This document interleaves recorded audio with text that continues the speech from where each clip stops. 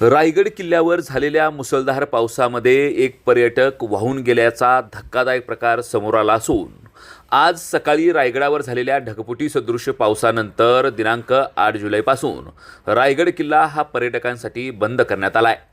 रायगड जिल्ह्यामध्ये सुरू असलेल्या अतिवृष्टीमुळे प्रशासनाकडून तातडीनं हा निर्णय जारी करण्यात आला असून 31 जुलैपर्यंत रायगड हा पर्यटकांसाठी बंद असणार आहे। रविवारी झालेल्या मुसळधार पावसामध्ये एक पर्यटक वाहून गेल्यानंतर आता रोपवेची सेवा देखील त्या ठिकाणी बंद करण्यात आली आहे। त्यासोबतच पायरी मार्गावर देखील बंदी घालण्यात आली आहे।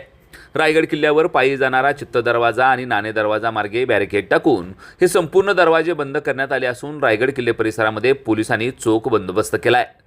तसेच सद्य परिस्थितीमध्ये किल्ले रायगडावर असलेल्या पर्यटकांना रोपवेनं गडाच्या खाली उतरवण्याचं काम युद्धपातळीवर सुरू आहे।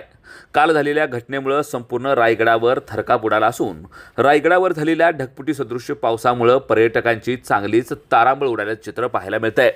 संबंधित घटनेमध्ये एक पर्यटक वाहून गेल्यामुळे पोलीस प्रशासन तसेच रायगडावरील यंत्रणा सज्ज झाली असून त्या ठिकाणी पर्यटकांनी रायगडाकडे येऊ नये अशा पद्धतीचे आदेश देखील शासनाच्या वतीनं देण्यात आले आहेत।